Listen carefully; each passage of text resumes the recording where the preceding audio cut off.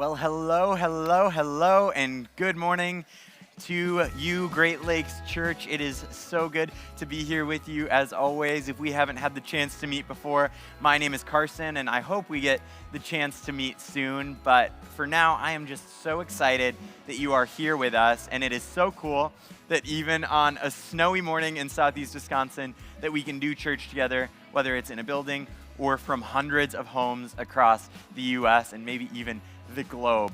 So we want to say a big shout out to all of you who are joining us so far on Facebook. We have Michelle, Laura, Crystal, Fran, Rich, Sandy, Jill, Laura, Amy, Mike, Debbie, Tim, and Floyd. On Church Online, we have Brian, Gary, Dale, and on YouTube, we are still waiting on some love. But regardless of what platform you are joining us this morning, we love to see you. We love the sense of community that is fostered doing church, especially in the midst of all of the Christmassy goodness in the background here. Now, I don't know about you, but I do have a question of the week for you, and I'm about to drop it in the chat. The question is, what is your go-to Christmas movie?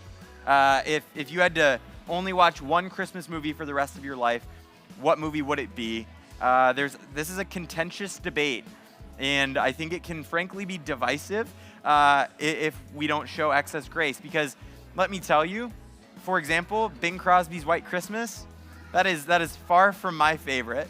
But Joe gave me a little wave and a nod from over in the corner, so I don't want to disrespect Joe's opinion, nor do I want to disrespect anyone's opinion. So I think just in these comments, let's share our favorite movies and let's lift each other up about it, right? But I know you guys, you are natural encouragers, you are natural rays of sunshine, and so this morning be sure to share with me what your favorite movie is. Now, Tiffany is in the YouTube chat giving us some love. Tiffany, thank you for hopping in this morning. Liam and Paul have joined us on Church Online, and on Facebook we have Deli, Amanda, Ann, and Debbie is also, Stephanie. Look at this. We have Wayne hanging out. It's a Wonderful Life is a very popular Christmas movie. Let me tell you, this is one that I watch every single year, and I love it. It is Jimmy Stewart at his best, right? But I do feel like it gets longer every time I watch it. Like the first time I was like, oh, this is an 1.5-hour movie, sweet. And then the second time I watched it, I'm like, it's 2.5 hours now? I swear it was only, and this year I feel like it's like 6 hours. But it's such a meaningful picture of what it is to be a person in the world, to contribute and to speak into people's lives. I love it so much. We have Tim Allen, the Santa Claus. I have not seen that in so long, but that is one I always forget about, and it is so good. The interesting thing to me about that movie is it should be called Tim Allen Murders Santa, because I don't know if you remember at the beginning of the movie when he shouts at Santa and Santa falls off the roof. It's like we just don't talk about it, but that feels like a dicey detail that we overlook. We also have, let's see, who else? Who else is in here this morning? Home Alone. Just watched it last night. Man, that movie still holds up. And Macaulay Culkin as Kevin is just timeless to me. I don't know what it is, but like, here we are 30 years later, and it is still just as adorable. Home Alone 2, Lost in New York, the scene of him eating pizza in a limousine, I thought that was like the height of luxury. Like, if you would have asked me at age 10 if I could do anything in life, it would have just been eating pizza in a limousine in New York. There are so many good ones. Elf, we have A Christmas Story. That's one I never got into, so give me your pitch on why I should watch A Christmas Story in the comments. National Lampoon's Christmas Vacation, Justin, what a bold answer, but I'm so glad you chose it. Angels Sing, have not seen that. Laura, tell me a little bit more about Angels Sing. Now, we also have The Family Man of the Holiday, have not seen that one, but we want to shout it out. And Miracle on 34th Street, of course. Oh, Liam says Christmas Chronicles. Christmas Chronicles came out last year. That one's fun. It's got our boy Kurt Russell. He just never does wrong by us. And, of course, Marion, the Grinch. Now, I don't know if we're talking about the 1966 Dr. Seuss Grinch, the 1999 Jim Carrey Grinch, or the 2017 Benedict Cumberbatch Grinch, but regardless, we could all afford to have our heart grow in size 3 times this season. And I think that's one of my favorite things about Christmas, is that there is this spirit of hope. There is this spirit of giving. There's this spirit of kind-heartedness, and we know what it is, right? It's because we celebrate the birth of Jesus. But it's also just this beautiful time to appreciate a dusting of snow in the morning, to gather with the people that we love most in the world, and to be reminded of what really is important in this life. And I think that's why even as you get older, to be grounded in those truths matters so much. One of the ways that we ground ourselves in generosity through Great Lakes Church every year is through what we call our Christmas offering. And every year we partner with dozens of organizations in our church, also in the Southeast Wisconsin, Northern Illinois community, and really in the globe at large. And we want to unleash generosity on these organizations because there are so many nonprofits and communities that are doing important work that is shifting the trajectory of lives for the better. And one of the organizations that we're partnering with that we want to highlight this week is an organization called Sleep in Heavenly Peace. And Sleep in Heavenly Peace is focused on providing beds to the 3% of children in America who don't have them. That's like 1 in 33 kids who are sleeping on a saggy couch, on an air mattress, on a hard floor. And they, believe it or not, asked Great Lakes Church just to partner with them to do a building event in this season. So you may have remembered about a month and a half ago, we highlighted them, talked about this upcoming event. Well, it happened just 2 weeks ago. And we were able to build and deliver beds to kids who need them. Great Lakers really showed up and showed off, and we captured it in video form. Check this out.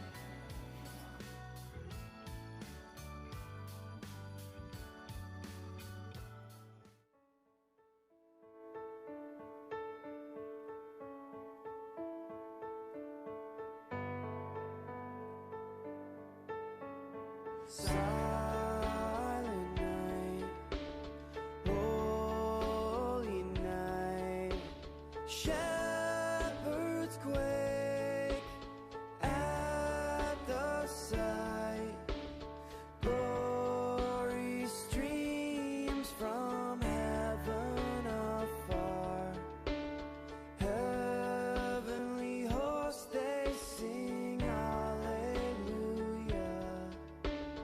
Christ the Savior is born. Christ the Savior is born. Away in a manger, no crib for a bed. The little Lord Jesus laid down his sweet head. The stars in the sky, they looked down where he lay. The little Lord Jesus asleep on the hay. So I love Sleep in Heavenly Peace and the work that they are doing. I think it is powerful. Guys, it is totally within the realm of possibility that we can provide a bed for every child in Southeast Wisconsin who needs one. And it's possible because we have people from Great Lakes showing up and showing off, not only by volunteering their time and hooking up a trailer to deliver beds or to sand 2x4s for hours on end, but also because you guys are partnering with us generously. And it is only through your generous partnership that we are able to make these things happen. We are able to operate a church and also bless our community in this way. And so we want to say thank you so much this morning. And we want to let you know that if you have never given to Great Lakes Church, if you've been calling Great Lakes Church your home for a while now, if you get fired up about this kind of stuff and you would like to contribute, we invite you to do that today. And so I just dropped a link in the chat to greatlakechurch.com/Christmas. If you go to that link in the chat, you can find out all about the organizations that we're partnering with for the coming year, and you can contribute just above and beyond any regular giving. If you are compelled to do that today, we would be so honored if you would join us in this mission. Now, the other thing that I want to say before we go into service is that if you are a first-timer, we have a gift for you. We will literally ship it right to your doorstep, no strings attached. All you have to do is you just have to claim it. And so in a minute, I'll send a link in the chat that takes you to greatlakechurch.com/cc. And if you're a first-timer, fill out that form. We call it our connection card. It's just our way of getting to know each other a little bit. And we will ship you a really sweet Great Lakes Church water bottle. Now, As we get into service today, I just want to say thank you for joining us, and I want to let you know that we're just launching into this new series for the holiday season, which we call Good News. And the big idea is that everything that Jesus taught, represents, and personifies is good news. And today's is all about what we do when God feels silent, when he feels far away, when he feels absent, and how we can lean into the hope and the truth of who he is in that time, even when it feels difficult. So it's a good one. Grab a pen and a notepad, settle in, get cozy with the people you love most, or get cozy if you're flying solo, get a blanket, right? And wrap yourself up. Either way, doing church with you is always a privilege, so thanks for joining us. Enjoy service.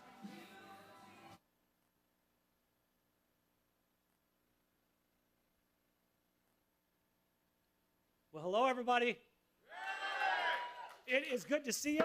Want to start like we do every week. Want to welcome our campuses, Kenosha campus, Racine campus. Hello to you. We welcome all of our friends online in different parts of the country and hopefully even around the world. Actually, we do have people in different parts of the world who watch, and so we want to welcome you to our friends at Timberlake Church in the Seattle area, where there are more campuses than McDonald's franchises. I'll tell you what, we welcome you. We love you guys. And then to the people in the room with me, hello to you.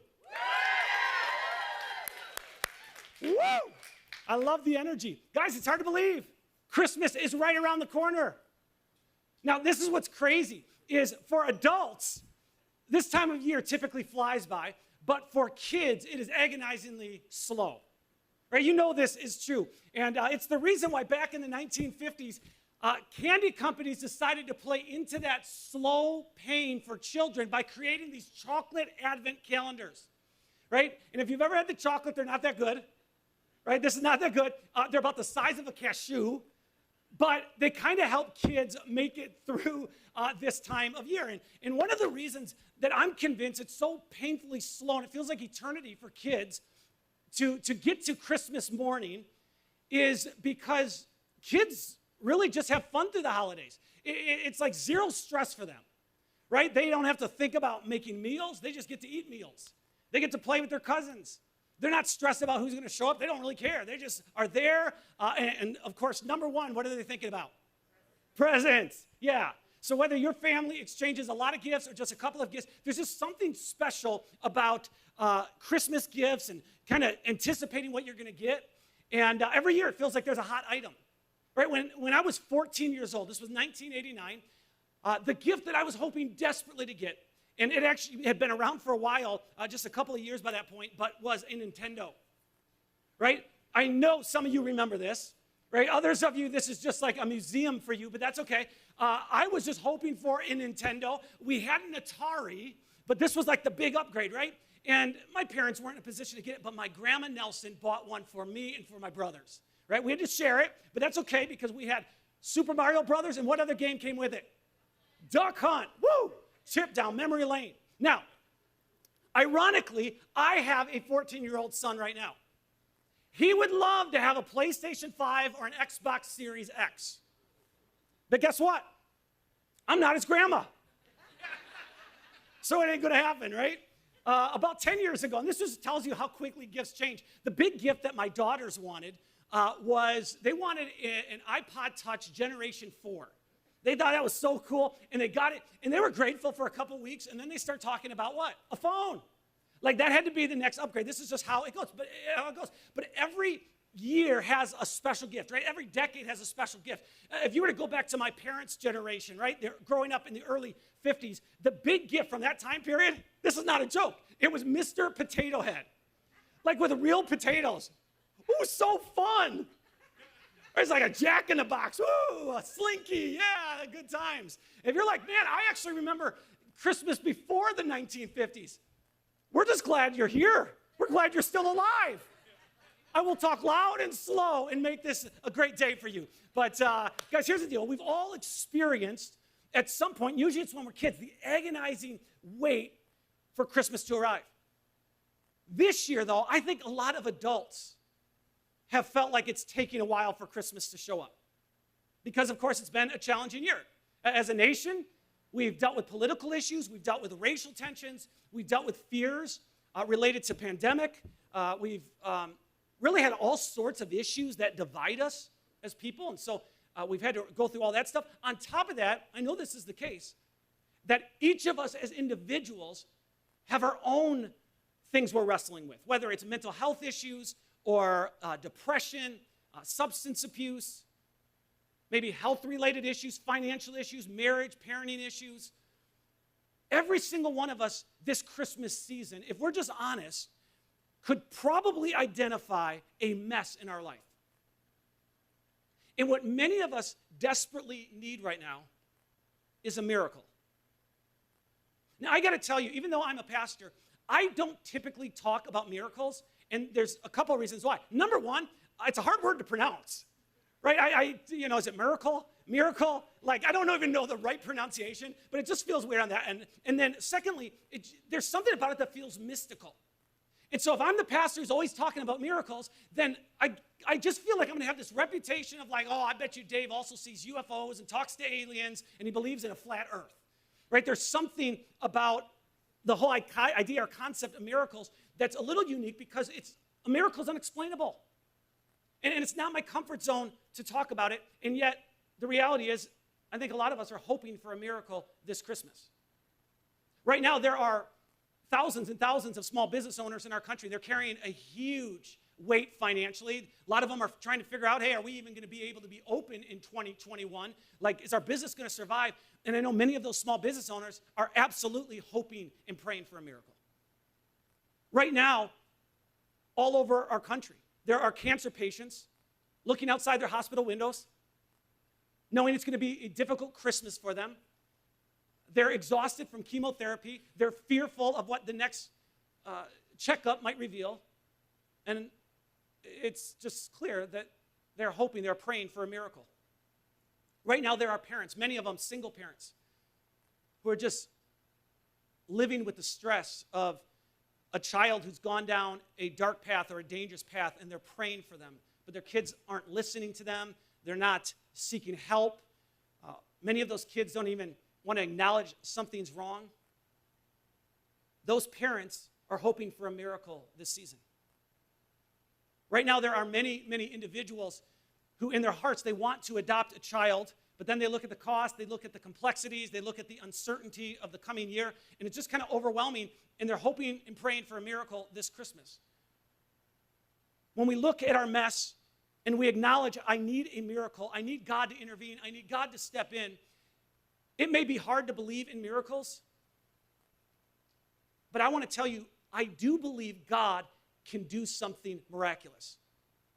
And the good news for all of us, and I know this sounds very cliche, is that God can take a mess and turn it into a miracle. God can bring beauty out of ashes. God can bring good from bad situations. God can create meaning from the hurt and from the pain that we go through in life. But the reality is when you struggle with something for a long time and you're working really hard to see some progress and you're not seeing progress and you're praying and God's not answering your prayers, at some point you begin to conclude, well, I'm never going to be happy again. Nothing good is going to come from this. At some point you just say, I don't even know if there's a point in continuing. Because our tendency when we go through difficult times over an extended period, and it goes from season to season and nothing's happening, is we just conclude, well, God is distant. God is absent. God is uninterested in me. God is uninterested in what's happening in our world. And then we lose our joy and we lose our hope and we start to lose a sense of purpose. But what I want to do today is I want to walk us through a story that is a powerful reminder of how God is always at work, whether we realize it or not. Now, you know this, Christmas is filled with stories. Right? Whether it's the story of Linus reciting the Christmas tale in A Charlie Brown Christmas, or Rudolph not being able to play in any of the reindeer games, or for a lot of us, Clark Griswold, this is like our big story, right? Trying to get power to the Christmas lights on top of the house. But the story we're going to look at is different. I'm just going to tell you, it is not the easiest to understand. It's not this entertaining story where we're all going to laugh. And so it is super, super important that you pay really close attention for the next 3 or 4 minutes. Which if you're not on Adderall, that is a long time. Let's just be honest, right? Scientists say that we have a shorter attention span than a goldfish, right? Goldfish is like 9 seconds, humans 8 seconds, all right? But you're going to need to pay attention because I'm going to give you some details that set up the story. It's a little bit of a history lesson. And so to understand the story, we have to understand about the nation of Israel. Israel started out as just a small tribe of people, a handful of people. And then over the course of hundreds of years, they had lots and lots of babies. They didn't have birth control, right? So lots and lots of babies. They started buying up lots and lots, or acquiring, not buying up, but acquiring lots and lots of property. And eventually it grew into a really big nation. Now, I say big nation, but relatively, this is the size of New Jersey, okay? But that is the nation of Israel. And as you can imagine, with a nation this size, the need for leadership is very strong. And so initially there were judges who led Israel, and then what ended up happening is kings led Israel. The first king of Israel was a guy named Saul, then a guy named David, and the third king was a guy named Solomon. Well, when Solomon died, there was civil war that broke out, and the nation split into 2 different nations. All right? And so you had the north part of Israel that retained the name Israel, and then you had the southern part that carried the name of Judah. So at the time of this story, the king of Judah is a guy by the name of Ahaz. And Ahaz has a real dilemma on his hands because he is responsible for protecting Judah. The problem is, right above Israel, right, a couple hundred miles away to the north, is the Assyrian Empire. These are the ferocious warriors of the day. These are mean-spirited people. There is nothing nice about them, right? They were not the Libertarian Party, I'm going to tell you that. Right? These weren't the friendly, just get along with everybody type of people. They were constantly going to war against other countries and destroying them. So those are the details that set up the story. You've got King Ahaz. He's terrified that the Assyrian armies are going to come down and attack Judah. On top of that, there's a coalition of different tribes and nations getting together who say, well, we're going to attack Assyria. And they want King Ahaz to join them, and King Ahaz says, hey, I'm not going to join you. And so it's just this big dilemma. Well, historically, when the Jewish people have experienced moments like this, and they've been in seasons like this, God has protected them. But Ahaz was not a godly king. Right? He didn't have much leverage with God, and so he didn't know what to do. And it's into this very tense situation, God sends a man by the name of Isaiah. And he has a very specific message for Ahaz. Now, Isaiah was a prophet, which means he would give a specific message from God to a king, to a leader, or to a group of people. And the message that Isaiah gives to King Ahaz is this: I know you're afraid, but you don't need to be. Don't be afraid. Don't lose hope. Because from the perspective of God, the nations that you're so afraid of, the alliances that are forming, the coalitions that are getting together, man, it's already finished for everybody. It's just over. You don't have to worry. But Ahaz is scared to death. And Isaiah knows this. And so he says to Ahaz, hey, listen, if you doubt God's going to protect you, ask God for a sign. Ask him for any sign. I mean, God has done crazy miracles throughout history. You can ask him for any miracle. I'm going to tell you, he's going to give it to you. And here's how King Ahaz responded. But the king refused. No, he said, I will not test the Lord like that. So Ahaz says, I'm not going to play games with God. I'm not going to put God to the test. And for a moment, it looks like Ahaz has this deep respect for God. But the fact is, Ahaz had already put a plan together. Ahaz was in talks with Assyria. He was trying to pay them money. He was trying to assure them cooperation if they would kind of make sure he didn't get attacked by the coalition. It's just all this crazy stuff happening. It was obvious that he did not trust God to protect him and the people of Judah. And so Isaiah responds to the king.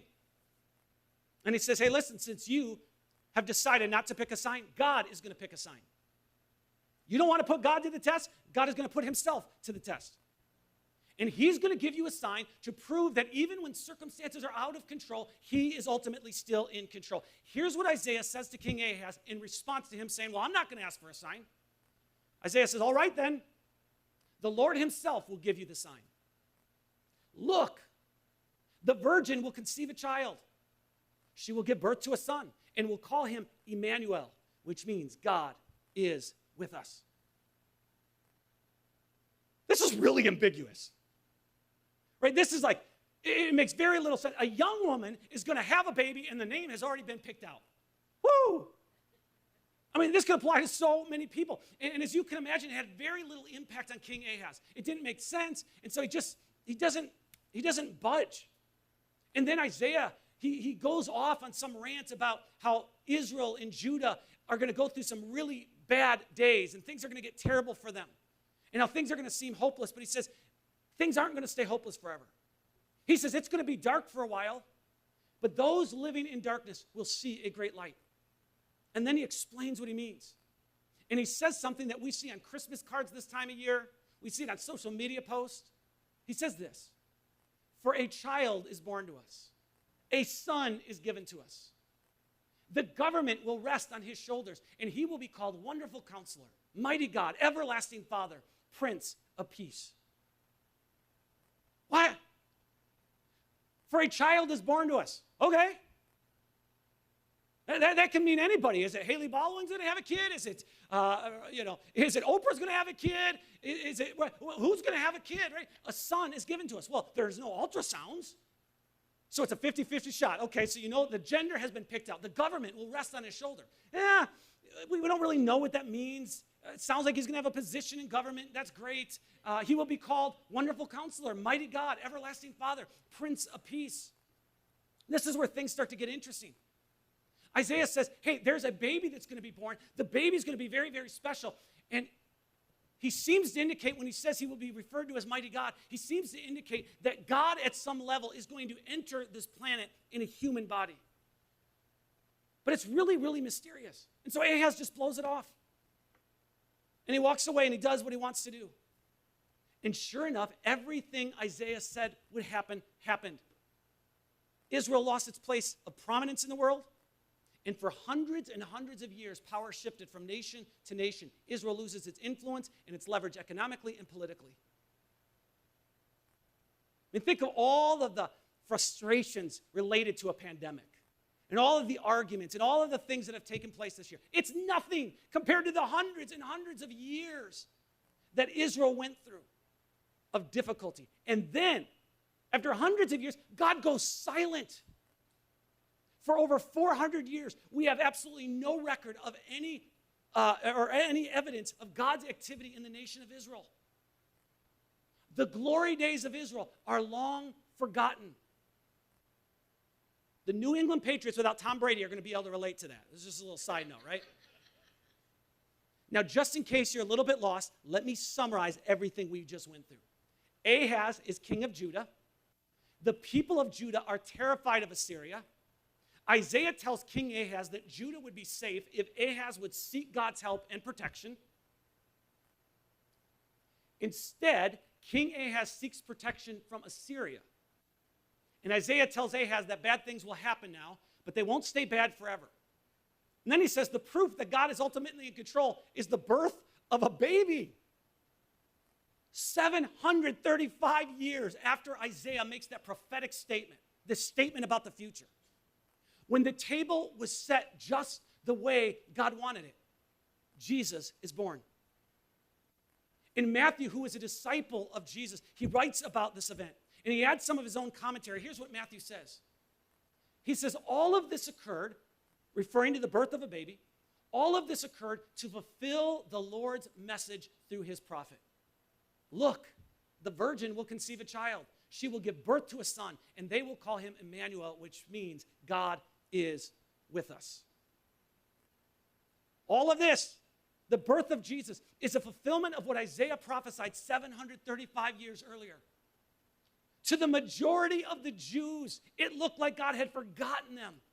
Many of them had just kind of given up on the whole idea. It looked like they had been abandoned. It looked like God was uninterested in them, but he was actually active the entire time. My inability to see, hear, or feel God does not mean that God is absent. See, Christmas is a celebration of the birth of Jesus. And I love all the fun expressions we have, right? Elf on the shelf, Santa Claus, exchanging gifts, nativity scenes, Christmas trees, right? All the songs. I played my drum for him. I just wanted to hear you say that. That was awesome, right? But all of that stuff, and I love all that stuff. And I know that Christmas is the birth of Jesus. But what I also hope we know is that Christmas is a celebration of God making good on a promise from 735 years earlier. A promise that a baby would be born and carry the title, God with us. God in the midst of us. For hundreds and hundreds of years, everybody had an idea of what God was like. They had images in their mind of what they assumed God was like. Now God was going to reveal himself to the world. What was God going to be like? There's an app or a game that you can download on your phone. You can download it to your tablet. It's called Pocket God. It's part of a genre of games called God games where you get to play the part of God, and kind of part of the advertisement of the game is the question, what kind of God would you be? And so in this game, you get to play this part of God where you're in control of everything for these very primitive individuals living on an island. So if you want to move the sun closer, you can burn them up. If you want to move the sun far away, they can freeze. If you want, you can flick them into the ocean and they'll be eaten by sharks. You just have all this power, right? You can shake the island and it'd be like an earthquake for them. You can torture them if you want. You can just do whatever you want. And I was thinking this week, how fun would that be to just have the role of God for a while in real life? Especially when it was political season. Or you could just mess with people. You can make people shut up. You can make people say things they never intended to say. You could cause a fly to land on a candidate's head if you wanted. I mean, you could do whatever you wanted to do. But the game raises the question, is God really in control? Does God really know what we are going through? Is he really aware? And if he is, does he really care? Well, the birth of Jesus says that he is. He is God with us. And he does care. He's not God above us. He's not God a million miles away. He's God with us. Even when I don't see it, God is working. And even when I can't feel it, God is working. He never stops. He never stops working. God is in control even when my life feels out of control. I have a good buddy who has an older sister, and his older sister battled drugs for most of her adult life, for roughly 20 years.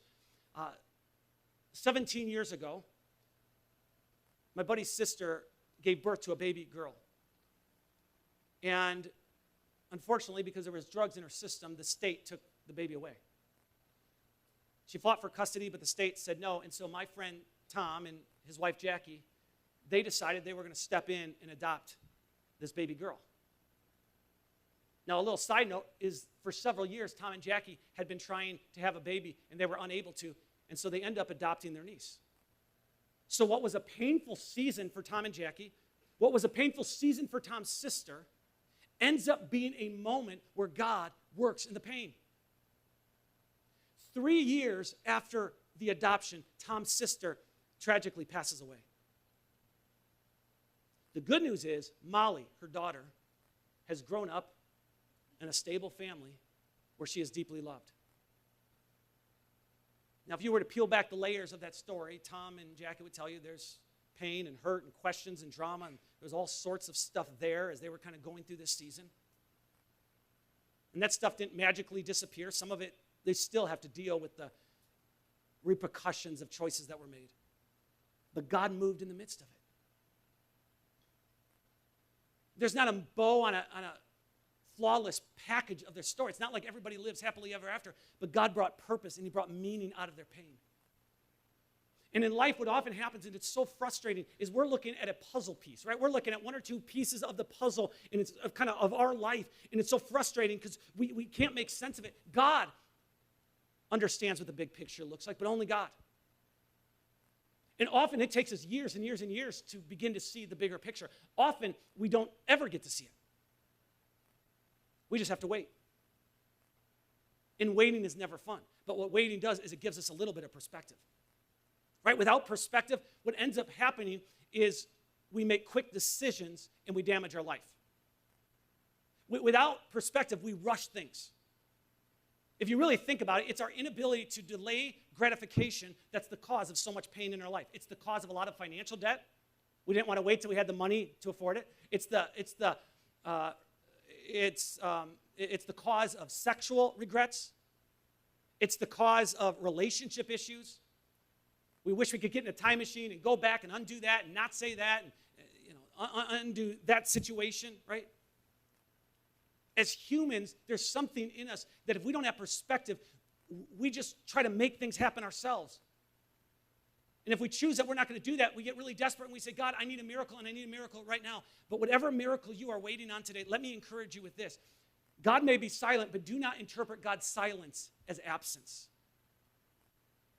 God does not move quickly.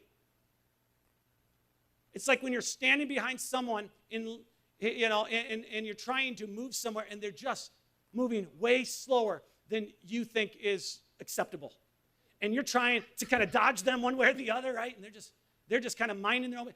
God just moves slow. We're looking at the minute hand. We're looking sometimes at the hour hand. God is looking at the calendar. King Solomon of Israel writes this. He says, people cannot see the whole scope of God's work from beginning to end. So if you're in a season where you are waiting on God to do something or to fix something or to change something, I have a challenge for you. My challenge is this: actively wait on God for a miracle. Do not be passive in your waiting. Do not just sit back and pray and just say, God, whatever happens, whenever it happens, it's all up to you. That's a great attitude, but be active in your waiting. Let's work on our character while we're waiting for God to do something. Let's work on ourselves.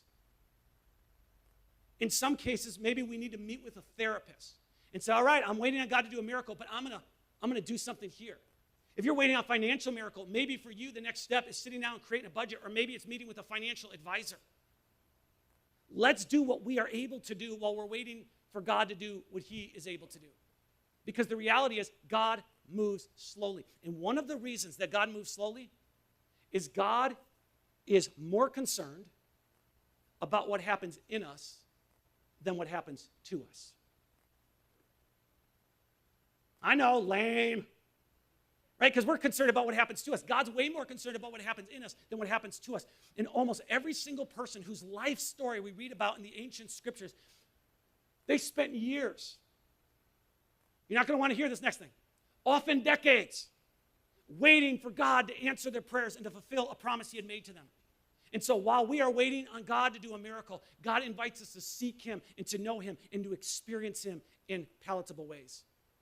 And so my prayer for all of us is that while we're waiting on God for a miracle, that we would experience the good news of the reality that God is with us in the midst of everything we're going through. And so my hope and my prayer is that we will experience the God that Isaiah talked about. A God who is a wonderful counselor, the God who guides. A wonderful counselor means that his wisdom goes beyond what's common, right? He's a counselor who produces wonder in people. There's something unexpected about it. Years ago, I was in a group of guys, and the purpose of the group was we were working on being better husbands. And one of the guys in the group one week said, one of the things that's just kind of helped my marriage is every day I just ask my wife how she's doing. And it was so funny to me. Some dude busted out like an old school notebook and started to write. I said, what are you writing? He said, I think that's a good idea. I said, you have to write down to ask your wife how her day was, like how she's doing? What? To me, that's just common sense, right? But he wrote it down. There is something that's very different about the wisdom of God. It is unexpected, which is why whenever we read a reaction by people to the teachings of Jesus, it was either A, they were amazed and astonished, or B, they were offended. There was really no middle ground. The wisdom of God goes against the grain of culture. So think about this. Let's just think about the reality that we live in a time period where everything we watch or read or listen to or every advertisement that we come across is about experiencing our best life now, like today. That's very normal for thinking. But when you read through the teachings of Jesus, he constantly taught that True blessing comes with those who live in light of eternity. Blessed are those who defer to others. The first shall be last, and the last shall be first. Right, so common sense is if somebody hurts you, retaliate against them. Jesus taught, pray for those who hurt you. Do good to them. It goes against every fabric of our being. Now, I bring this up because maybe the miracle you're hoping for in your relationship is going to require you to humble yourself and to forgive someone who doesn't even acknowledge they are wrong. I've had to do that so many times in my life. And I can tell you, it never gets easier. It takes months, often years. But maybe the miracle you're hoping for with your teenage child, maybe it's going to require you to give up your idealistic hopes of what they will be someday and embrace the reality of who they are today and find ways to express love to them right now in this moment. Maybe the miracle that you're hoping for in your career is going to require you to pray for the people who hurt you and let you go. Jesus said, do these things so that you may be children of your Father in heaven. Do these things so you will reflect the character of God. God is way more interested in what happens in us than he is in what happens to us. So what would happen if we really believed in the midst of our pain and hurts and questions and doubts? What would happen if we really got to the point where we believe, this isn't fun, I want to be rescued, I want God to do something, but I do believe God's with me right now in the midst of this? What if we believe that God's constantly trying to guide us through the teachings of Jesus and through the writings that make up our Bible and through the godly people in our lives and through the circumstances and events that we go through and through the promptings that we feel? What if we believe that God really was a wonderful counselor? Isaiah said he's a wonderful counselor, but he also said he's a mighty God. He's the God who conquers. Every religion teaches a very similar thing about God, and that is we have to walk up or crawl up or somehow get up a ladder of behavior to connect with God. But the God that's talked about all throughout the scriptures is a God who comes down to us. It is the biggest miracle of all. God becoming human. The author of Hebrews puts it this way. He says the Son radiates God's own glory and expresses the very character of God, and he sustains everything by the mighty power of his command. God enters the world as a helpless baby, but in reality, he is a warrior and he is a conqueror. He's a God who frees us from the oppression of always having to measure up to some standard of behavior to be accepted. He's a God who brings light into the darkness of life. He's a God whose ultimate power is seen on a cross where he becomes a sacrifice for sins of all people. The true power of God is seen in his willingness to suffer and enter into solidarity with us in our sin. And so what if the biggest miracle that God wants to do in our life this season is simply to soften our hearts and to help us become more and more others-oriented, where we notice people and love people and serve people in ways we never have. God is a conqueror, but here's the thing. He conquers not through force. He conquers through love. He's a wonderful counselor. He's a mighty God. Isaiah says he's an everlasting Father. He's the God who provides. In the ancient Near East, the king of the land was often referred to as the royal father of the nation because he was the one responsible to provide protection and shelter for his people. He was responsible to look after them. That's what he did. He was a father. I wish I had time to really unpack this story, and I don't. But years ago, when I was in my late 20s, I had worked for a guy who I was no longer working for. It was a couple years earlier, and he really, really ticked me off. And so I felt like this compulsion. I could not stop myself. The devil got a hold of me, and I wrote this guy a letter, and it was filled with all sorts of colorful language that I learned from my friend Pastor Ben at Timberlake. And it was filled with venom and language and is all this stuff. Well, here's the deal. It was from one pastor to another pastor, and so I got myself in a lot of trouble. I was part of a church denomination, and I had to go on trial, so to speak, by the Supreme Court, and I'm using language you can understand. They were called presbyters, but I had to stand in front of these presbyters, and I had to explain myself, and I had to go through a lot of questioning. But here's why I'm telling you this. Before I went and met with these guys, my dad, who was living in Kenosha, I was in Chicago at the time, he drives down to Chicago and he meets with me.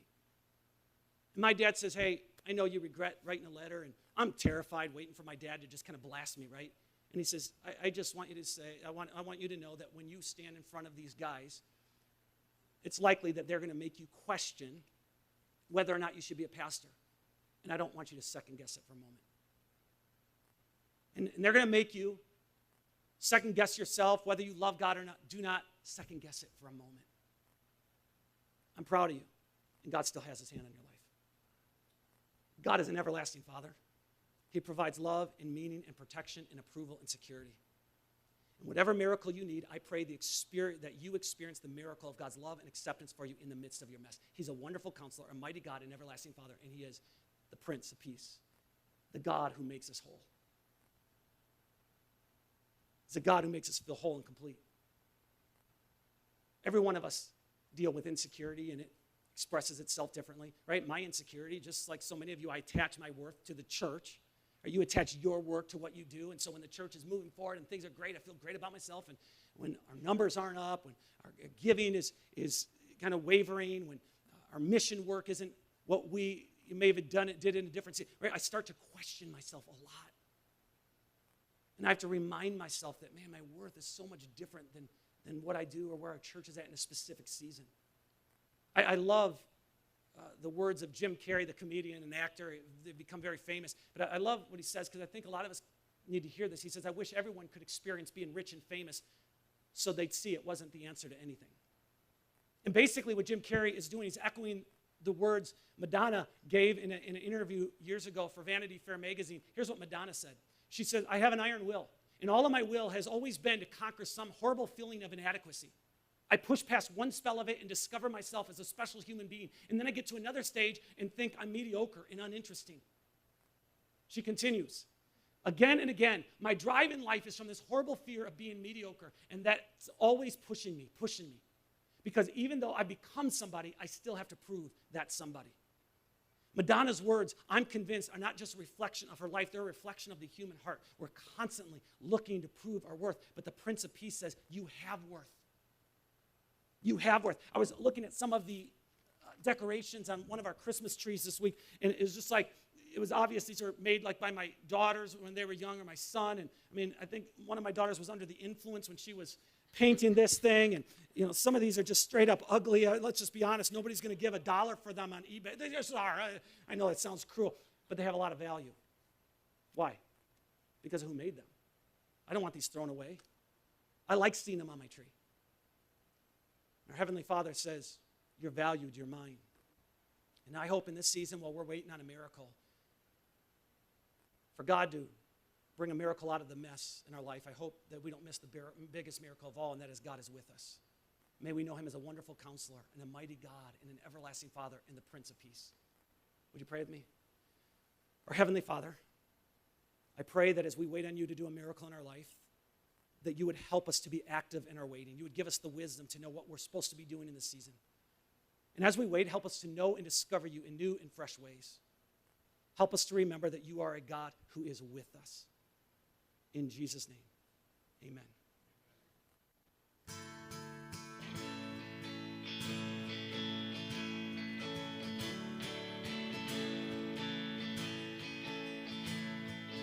I searched the world, it couldn't fill me. Man's empty praise and treasures that fade are never enough. Then you came along, you put me back together, and every desire is now satisfied here in your love. Oh, there's nothing better than you. There's nothing better than you, Lord. There's nothing is better than you.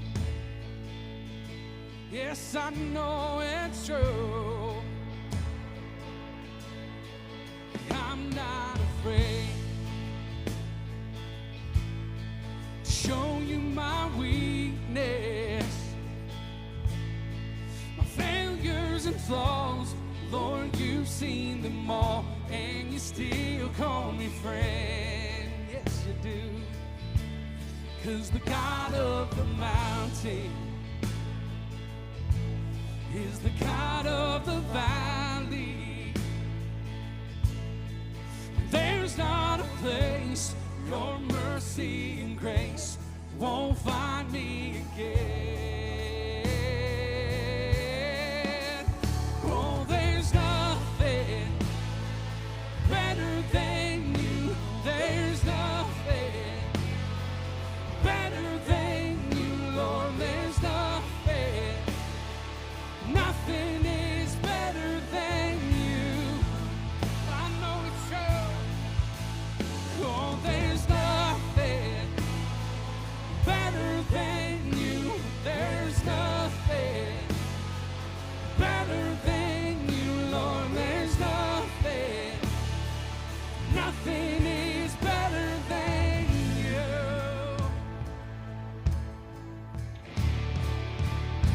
And we're going to declare this together. You turn mourning to dancing. You give beauty for ashes. You turn shame into glory. You're the only one who can. You turn mourning to dancing. You give beauty for ashes. You turn shame into glory. You're the only one who can. You turn praise into garden. You turn bones into army. You turn seas into highways. You're the only one who can. You're the only one who can. There's nothing better than you. There's nothing better than you, Lord. There's nothing. Nothing is better than you. Oh, there's nothing better than you. There's nothing better than you. There's nothing. Nothing is better than you.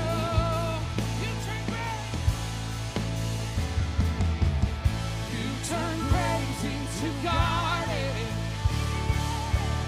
You turn bones into army. You turn seas into highways. You're the only one who can. You turn praise into garden.